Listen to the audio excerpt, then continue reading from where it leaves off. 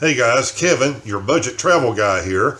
And since it's a new year, 2020, I wanted to let you know, in case you don't, there are 5 days that you can go to any national park, any national monument, which charges money, and those charge up to $35 a day. There are 5 days that you can go for free, so let's get into what those 5 days are.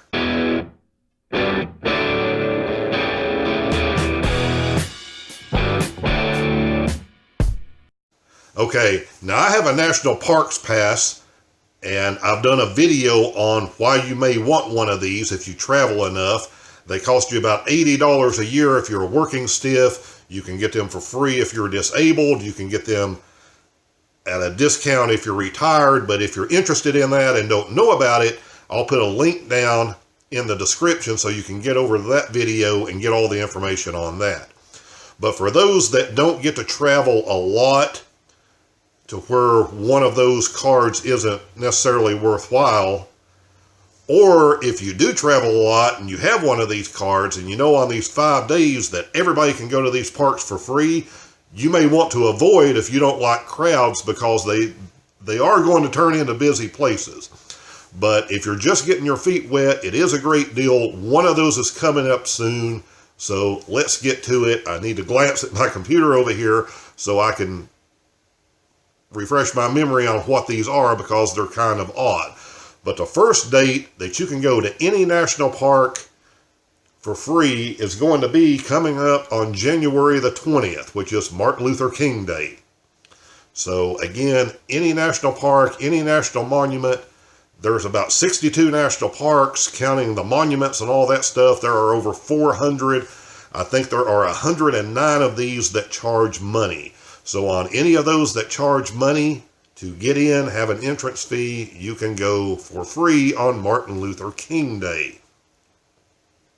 Now, that doesn't count for other things you may have to pay for once you get in there. If you're in a park like Mammoth, that you've seen me do videos on a few months ago in Kentucky, which has the cave tours, those aren't free. You're still going to have to pay for those. If you're camping at one of the parks, it doesn't pay for camping. You're still going to have to pay for camping, but it does get you in for free. So if you're somewhere like Petrified Forest in Arizona, I know it is $30 or $35 just to drive in there. If you're at Mount Rushmore, it is about $35 just to drive your car in there for an entrance fee. So all of those places like that, it's a great opportunity for you if you haven't spent a lot of time in your national parks, if you can get away and travel on these 5 days, or if you just have one of these national parks near you and you know it's kind of expensive to go. So try to work these in.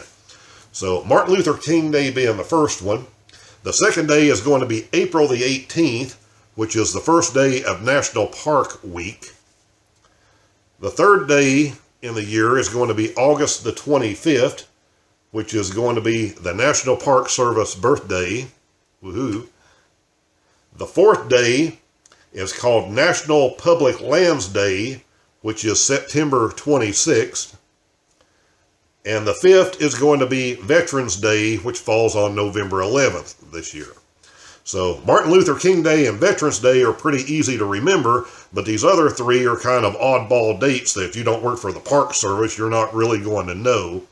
So I'm going to put those down in the description too, and you can kind of make yourself a note somewhere so you'll know what these 5 days are and see if you can plan and make this work out well for you.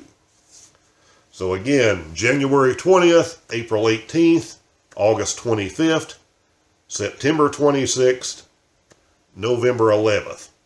A couple of these are a Saturday. Martin Luther King Day is a Monday. Veterans Day is going to fall on a Wednesday. So it's just kind of all over the place, but it is a good opportunity to save you some money. If you don't know, again, what a National Parks Pass is, and you're kind of new to all of this stuff, with these $30 and $35 entrance fees to a lot of national parks, and a lot of national monuments and things will have like a $7 per person entrance fee to go and tour, self-tour, do whatever it is. And that Parks Pass will be good for you and 3 other people. So if there were a group of 4 of you going in, that would cost $28 to get in and see whatever this monument is. With this Parks Pass, you get in free with that $35 a day for other things. Really, if you can use this about 3 times, it's going to be worthwhile, even if you're paying the working stiff $80 a year rate. But you need to be able to go and use it. So again, I'm going to link that down in the comments below. If you've not seen that video, that will explain everything in much more detail. So I hope you found that information useful. If you're wondering what to watch next, you can go down in the comment section. You'll see links to a bunch of recent videos and different categories, van life, how to, and some places we traveled to, and some reviews of products. And there'll be something down through there that'll interest you, and you can bounce over and watch that video next. We'll see you next time.